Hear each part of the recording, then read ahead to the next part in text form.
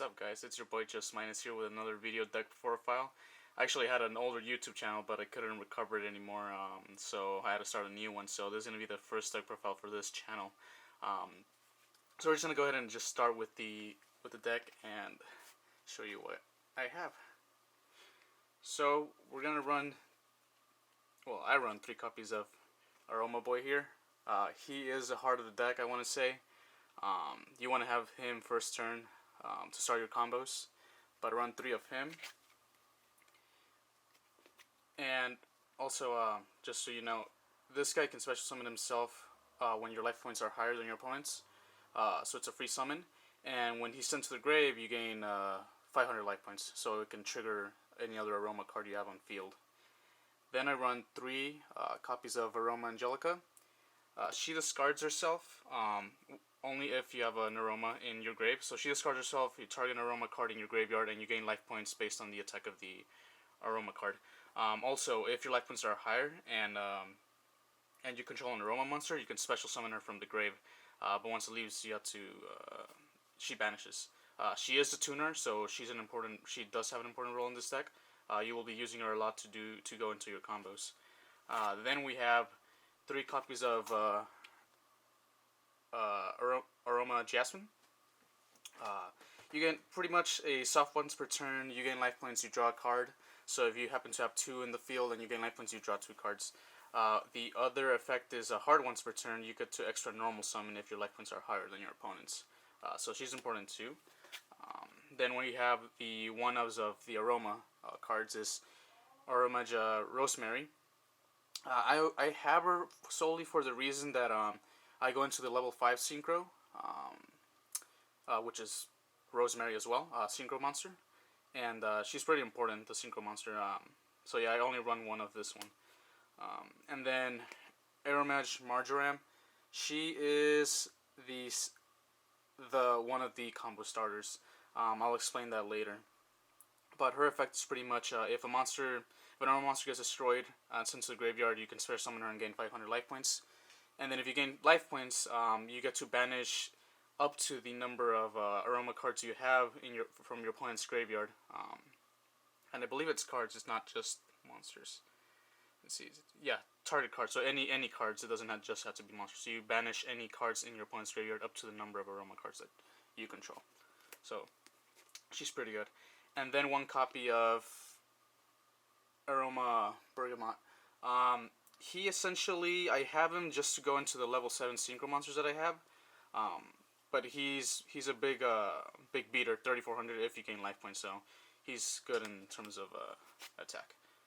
And then for the other cards that are not Aroma, I have 1 copy of Rose Lover. She can come in clutch, usually Foolish Burial her or send her, with another card from the hand to the grave, and then special summon a plant type monster. And the cool thing about it is that once that monster special summon, it's unaffected by trap cards. So, I mean, not that a lot of people run trap cards, but she's pretty good in that regard. Only 1 copy though. And then I run 3 copies of Evil Thorn. This card is another one of your combo starters. You pretty much tribute 1, and you special summon 2 from the grave. But when you tribute, your opponent does lose 300, so you already gain advantage over your opponent in terms of life points. So this is again one of the main combos for this deck, and I'll explain that later. But yeah, that's that. And then 3 Lone Fire Blossoms. Again, this is another combo starter. I think any plant type deck runs at least this card. I don't think I've seen a plant type deck without a Lone Fire Blossom. But yeah, he's important, or it's important in this deck as well. Then I run 1 copy of Rossella Lutea. I had a hard time choosing between this one and Cactus Bouncer. Cactus Bouncer, obviously, you can pretty much know Yu-Gi-Oh, right? Stops the special summoning from any monster on any side of the field. But the only thing is that with Cactus Bouncer, you couldn't special summon it. So it's only normal summon.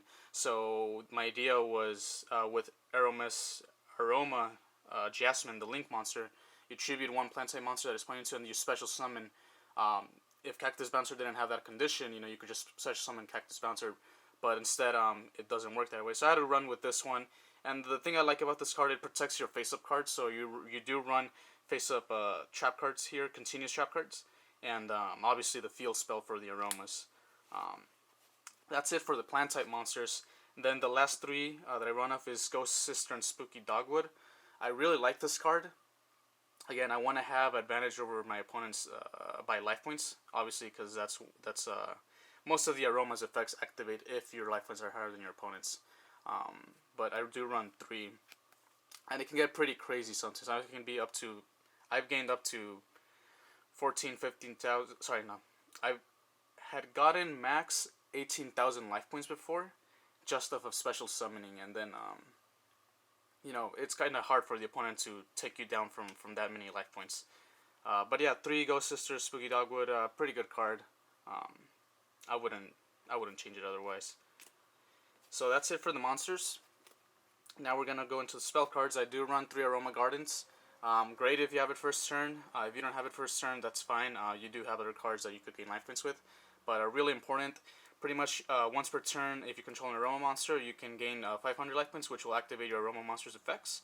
And also, they gain 500 attack and defense. And the cool thing is that they stack. So if you have 3 Aroma Gardens in hand, you can potentially just activate one, and then the other, and the third one, and you can get 1500 attack boost. Also, if an Aroma Monster is destroyed with Battle Card Effect, you can and sent to the grave, you can gain 1,000 life points. So it's not bad. It's a must card. I run it at 3, and I probably wouldn't run it less than 3.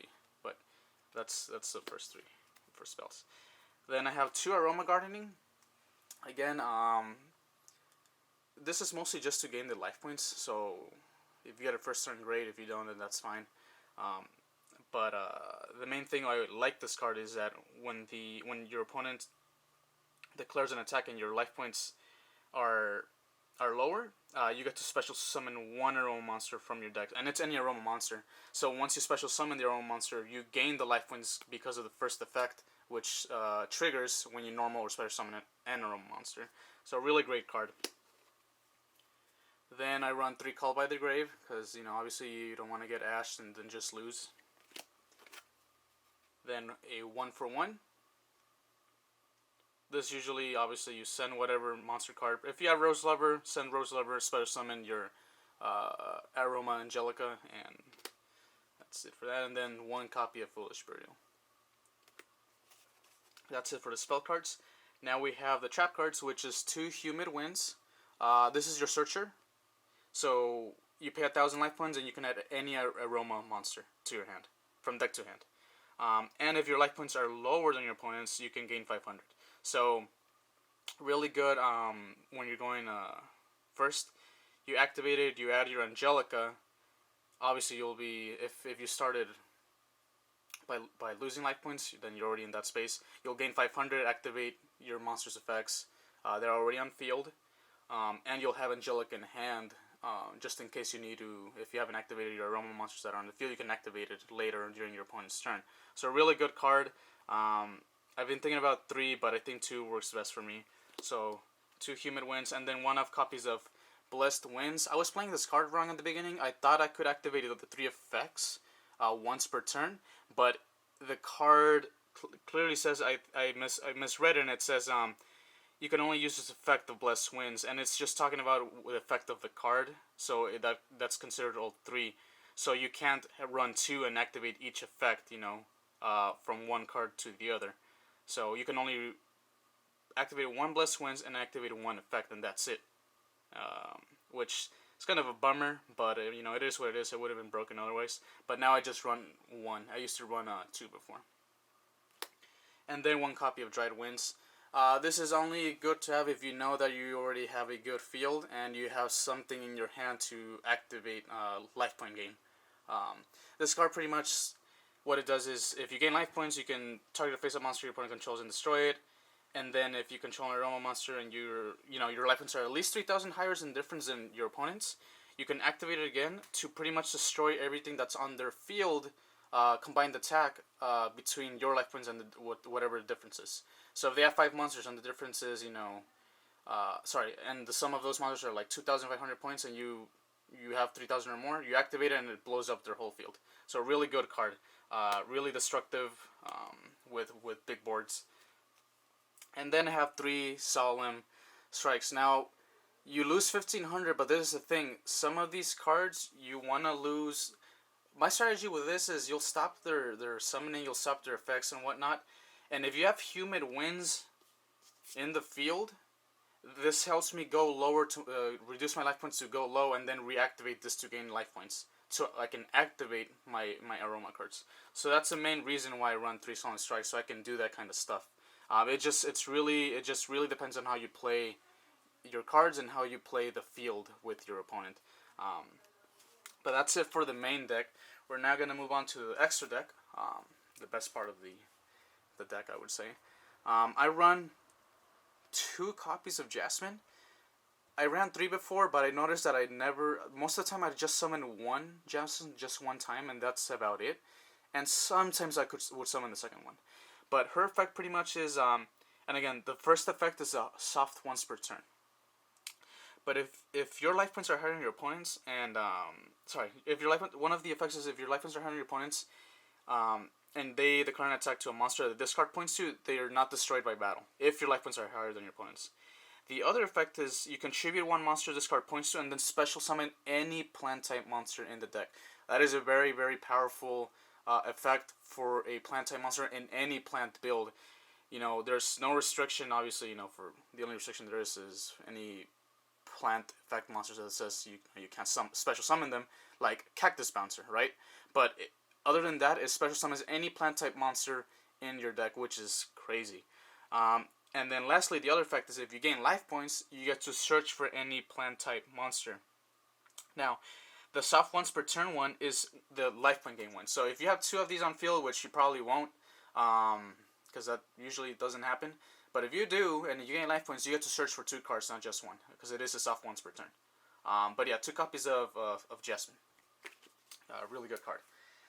Then I have 1 copy of Relinquished Anima. I like this card. I used to run the what was it? What's his face? Linkuribo? Anyway, you know which one I'm talking about. But I love this one better because most of the time, Linkuribo, he doesn't really do much for this deck. Like if my opponent has a semi-board, right, but no negates, I summon Linkuribo and he doesn't do a lot. But with this guy, I can take one of their monsters. Obviously, he'll gain the attack, and I run over their whatever monster they have on the field. But yeah, I run 1 copy of Relinquished Anima. I think for my purposes, I think this is a better card than Linkuribo. But Linkuribo is a good card regardless. It's just not for me. Then for the Synchro Monsters, I run 1 copy of Tatsunoko. I've been thinking of switching him. The thing is that I do run level 1s, a lot of level 1s, and then there's a level 2 Aroma Jasmine, yeah. You'll sync Aroma Jasmine and then 1 level 1, which is your obviously Angelica. And him, you can use any card in your hand as material to synchro summon. And this card is also unaffected by card effects. Monster effects, not card effects. So, it's okay, it's a good card, but I'm thinking of switching him for something else. Then I have the Aroma, Rosemary. This is a level 5 synchro. Now, with her, when your life points are higher than your opponent's, you gain 500 attack and defense. And also, once per turn, if you gain life points, you can target a card your opponent controls, any face-up card, and it's negated for the rest of the turn, which is good. It's good. You can negate things like face-up field spell cards or face-up continuous trap cards and things like that, which can come in handy at some point. So 1 copy only. That's it, because I don't summon her too much. It's just a situational card for me. And then 2 copies of Aroma Sweet Marjoram. Now, she's the main monster of the extra deck, I want to say. So, when you special summon her, synchro summon her, you get to pretty much set 1 Aroma trap card. Either the Dried Winds, or Humid Winds, or the Blessed Winds. Either one.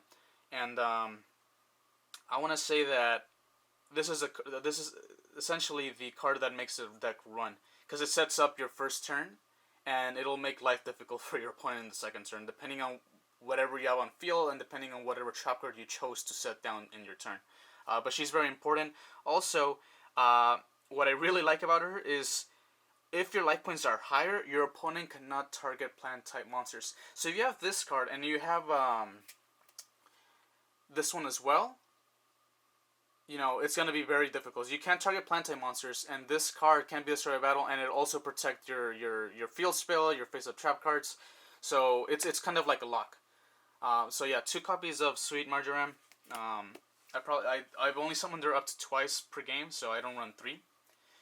Then I have 1 copy of Queen of Thorns. Really fun card. You're pretty much states that when a player summons or special summons from the hand, and it's not a plant type monster, they have to pay 1,000 life points.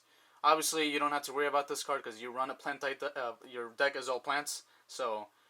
But your opponent's gonna have a nightmare, spending 1,000 every time they have to summon from hand or special summon. So 1 copy of Queen of Thorns. Then I have 1 copy of Ancient Sacred Wyvern. I hope I said that right. And this guy pretty much, if your life points are higher, you pretty much gain the difference in attack. So if you have, let's say, there's a difference of 5,000 between you and your opponent, you'll gain 5,000, and he's gonna become a walking 70-100 beat stick. Really, really hard to get over if you get to, if you do get to that amount of life points, it's gonna be really hard for your opponent to get over this in battle. Also, keep in mind, when this card is destroyed by battle, if it does happen, you can just pay 1,000 life points and you can special summon it again. Really good card. Then I run 1 copy of Cyber's Quantum Dragon. While you're controlling monsters your opponent controls cannot target monsters you control for attacks, except for this one. Also, your opponent cannot target monsters you control with card effects except this one. So, you have a link monster, your opponent cannot target or attack you except this one, right? Sorry I had to read that off the card because I completely forgot how to word that. And then the other one is, the other effect, which is a more interesting effect for me, is once per turn at the start of the damage step, this card battles an opponent's monster, you can return that opponent's monster to the hand. Also, this card can make a second attack in a row. So you can attack, you'll bounce the first one, and then you can make another attack. So it clears board, so it clears the field out of monsters. So it's a really good card. I run it only at 1 because I don't need more than 1 copy. Then I have F.A. Dawn Dragster. This card usually doesn't come up a lot. It's usually like a 3rd turn type of card if I get to that point. But pretty much, once per turn when your opponent activates a spell or trap card or effect, there's a quick effect, you can reduce this card level by 2, and if you do, negate the activation, and if you do negate the activation, you destroy the card. So you have a good, 3 negates here, easily, for spell and trap cards. So it's a good card. Just 1 copy, though. Then we have the Clear Wing Synchro Dragon. I like this card, not because of its first effect, where you can negate a level 5 or higher monster's effect, but if the opponent targets a monster that you control that is level 5 or higher on the field, you can negate and destroy that opponent's monster. So obviously I run a lot of synchros here. So at some point, whether they're Link monsters or XE or whatever, if they target one of my level 5 or higher monsters, I can negate and destroy that effect. Negate and destroy that monster card. So it's a really good card. So it's pretty much 2 negates if you want to think about it that way. So just 1. And then they have the Big Brother, Crystal Wing. Same difference. The only thing is with this one, you can negate any monster effect that's activated. And if you do, you destroy the monster. But alongside of that, if you do destroy that, you gain the attack equal to the destroyed monster's original attack until the end of the turn.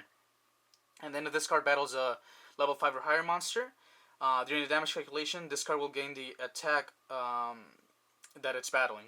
So, a really good card too. It negates any monster.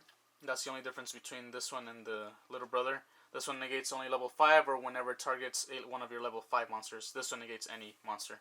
So, good card. Then I have 1 copy of Psylord Omega. He comes up sometimes, not a lot, but he pretty much recycles your Aroma Jasmine, the tuner.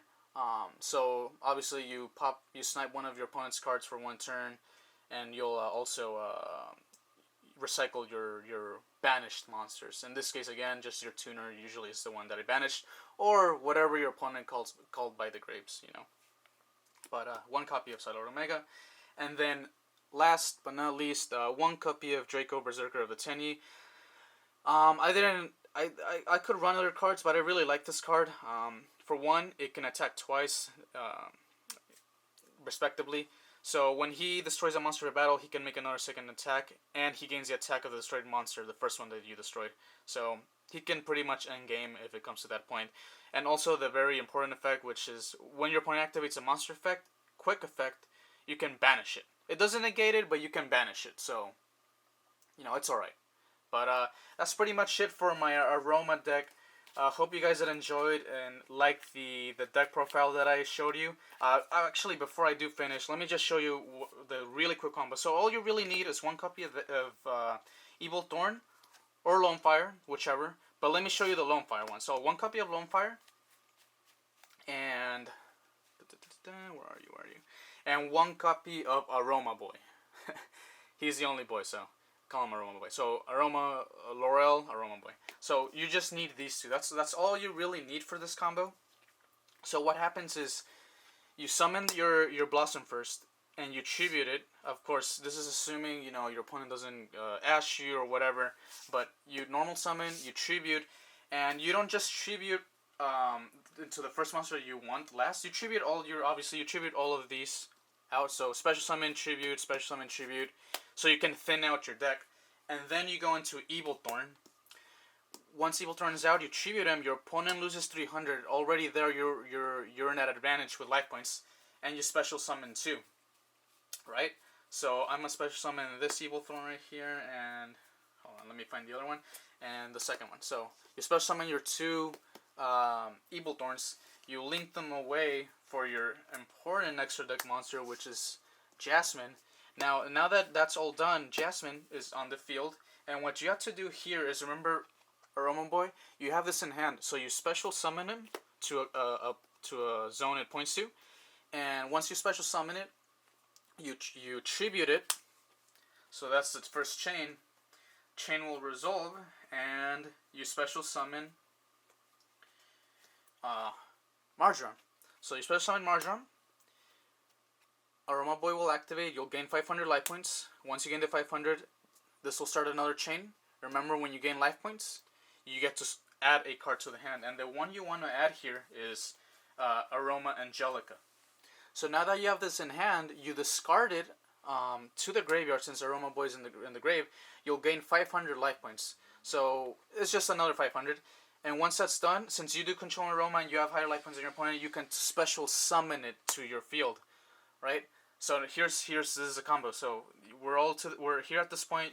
You synchro summon your Marjoram and your Angelica. Angelica is banished, so remember that if you activate the one where it special summons herself from the grave, you have to banish it. So you banish it, and you go into the big sister Marjoram, and you activate her effect, which lets you search for a trap card, and it could be either one of these three, depending on your hand, on your field. If you have an Angelic already hand, you go with Dried Winds, because at this point you're already at least 1,500 above your opponent because of Aroma Boy and because of Angelica. So already at least 1,000 above. So you go into Dried Winds, right? You set it.